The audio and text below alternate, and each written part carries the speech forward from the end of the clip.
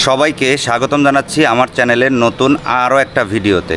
দর্শক, আজকের ভিডিওতে আমি আপনাদের সাথে আলোচনা করব আমরা যারা MT-15 ভার্সন 2 অথবা R15 ভার্সন 3 ভার্সন 4 R15M এই টাইপের গাড়ি যারা ব্যবহার করি, যাদের গাড়িতে ইউএসডি ফর্ক রয়েছে, এই ইউএসডি ফর্কের ভিতরে আসলে কতটুকু পরিমাণ তেল লাগে। তো এই যে কতটুকু পরিমাণ আপনার তেল লাগবে এইটার সঠিক কোনো হিসাব আসলে অনলাইন ঘাটাঘাটি করে পাওয়া যায় না। কেউ বলে, মানে কোম্পানির লোকেরাই বলে, অ্যাকচুয়ালি যেটা নিয়ম সেটা হচ্ছে কীরকম, যেমন এই দুইটা সাসপেনশনের ভিতরের মেকানিজম টোটালি ভিন্ন হয়। যেমন আমি একটু আপনাদেরকে সামনাসামনি দেখাই বিষয়টা। দেখেন, এইটা হচ্ছে আমার ডিস্ক সাইডের সাসপেনশন। তো ডিস্ক সাইডের এই সাসপেনশনের মেকানিজম এবং ডিস্কের অপোজিট সাইডে যে সাসপেনশনটা রয়েছে সেটার মেকানিজম টোটালি ভিন্ন, এবং ভিন্ন হওয়াতে এই দুইটা সাসপেনশনের অয়েলের পরিমাপও কিন্তু ভিন্ন ভিন্ন হবে। তাহলে কোন সাসপেনশনটাতে আমি কতটুকু অয়েল দিব সেটি হচ্ছে একটা বড় চ্যালেঞ্জিং বিষয়। এখন কোনো মিস্ত্রির কাছে গেলে দেখা যাচ্ছে ডান সাইডেরটাতে দিয়ে দেয় 200, বাম সাইডেরটাতে দিয়ে দেয় 300, বা কখনো কোনো মিস্ত্রির কাছে গেলে বাম সাইডে দেয় 300, ডান সাইডে দেয় 200। আবার আমরা যখন শোরুমের লোকের সাথে যোগাযোগ করি অথবা গাড়ির যেই অরিজিনাল ম্যানুয়াল ইনস্ট্রাকশন আছে, মানে সার্ভিস ম্যানুয়াল ইনস্ট্রাকশন, সেখানে লেখা রয়েছে আমাদের ডিস্ক সাইডে দিতে হবে হচ্ছে 366 বা 67 মিলিগ্রাম, এবং ডিস্কের অপোজিট সাইডে, যেই সাইডে ডিস্ক নাই, এই সাইডে দিতে হবে হচ্ছে 307 বা 306 মিলিগ্রাম। এখন আমি যেহেতু পুরান গাড়ি কিনেছি একটা লোকের কাছ থেকে, সে তো আগে কখনো চেঞ্জ করে নাই, তো এই জন্য আমি করলাম কি, কোম্পানির যে নির্দেশনা অনুযায়ী আমি এটার ভিতরে ডান সাইডেটা, মানে একেবারে সম্পূর্ণ আগের যে অয়েলগুলো ছিল সেগুলো ফেলে দিয়ে নতুন ফর্কের অয়েল কিনেছি, এবং সেই অয়েল ডান সাইডেরটাতে 366 মিলিগ্রাম দিয়েছি, এবং বাম সাইডেরটাতে আমি 307 মিলিগ্রাম দিয়েছি।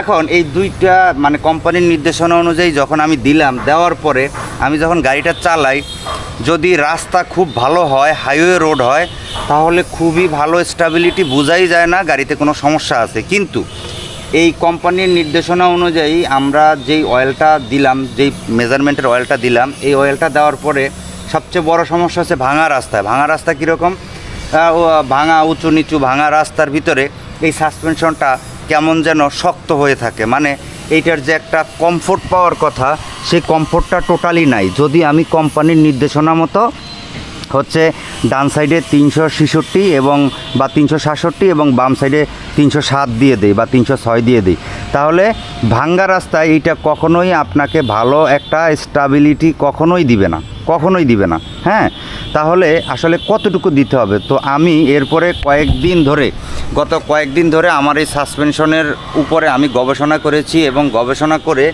আমি, মানে ভাঙা এবং হাইওয়ে দুই রাস্তায় যাতে আপনি কোনোভাবেই, মানে আপনার কাছে সমস্যা ফিল না হয়, সেজন্য আমি একটা মেজারমেন্ট বের করেছি। সেটা হচ্ছে আপনারা ডান সাইডে দিবেন, কোম্পানি তো বলেছে 367, আপনারা ডান সাইডে দিবেন 340, এবং বাম সাইডে দিবেন হলো, কোম্পানি বলেছে 307, কিন্তু আপনারা দিবেন হচ্ছে 290। তাহলে 290 এবং 340 এই মেজারমেন্টে, মানে ডান সাইডে 340, ডিস্ক সাইডে হচ্ছে 340, এবং ডিস্কের অপোজিট যে সাইড রয়েছে এই সাইডে দিবেন হলো 290 বা 285। ঠিক আছে, যদি এই মেজারমেন্টটা দেন তাহলে ভাঙ্গা চোরা কোনো রাস্তায় আপনার কাছে এইটা কোনো ধরনের কোনো সমস্যা মনে হবে না, আপনার কাছে খুবই সফট মনে হবে।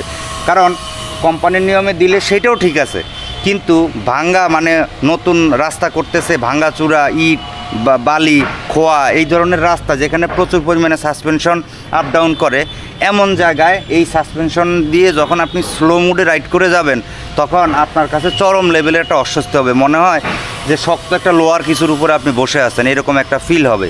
তো আপনারা যদি, মানে ভাঙা রাস্তায় এবং আপনারা হাইওয়ে রোড দু জায়গাতেই যদি সমান পারফরমেন্স চান, খুব ভালো স্মুথনেস চান, তাহলে অবশ্যই আপনাদের ডান সাইডের সাসপেনশনে আপনার 367 জায়গায় দিবেন হলো 340, এবং বাঁ সাইডে আপনার 300 জায়গায় দিবেন হলো 285, 80, 85 বা 90, কিন্তু 90-এর উপরে কোনোভাবেই আপনি এটার ভিতরে অয়েল দিবেন না।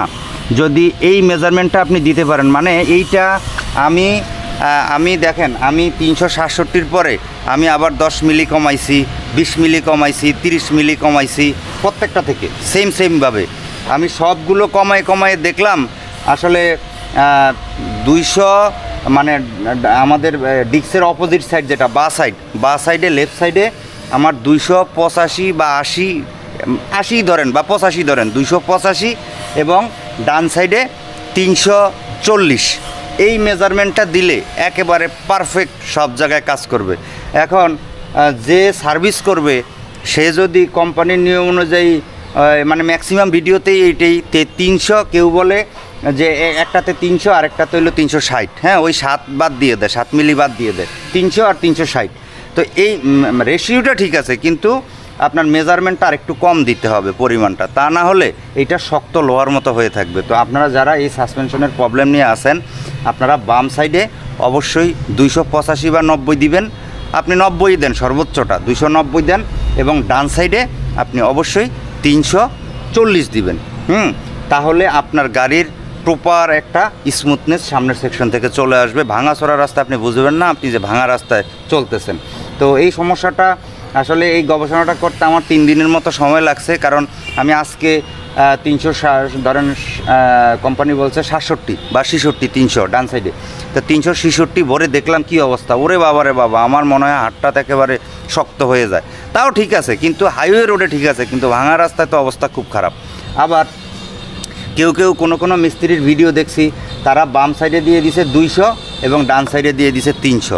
আপনি সেইটা দিতে পারেন, কিন্তু সেইটা দিলে আবার টপ স্পিডে কর্নারিংয়ে আপনার প্রবলেম হয়ে যাবে। সেটাতে কিন্তু ভাঙা রাস্তা আরও সফট চলবে, কিন্তু টপ স্পিডে কর্নারিংয়ে আপনি আরও প্রবলেমের ভিতরে পড়বেন।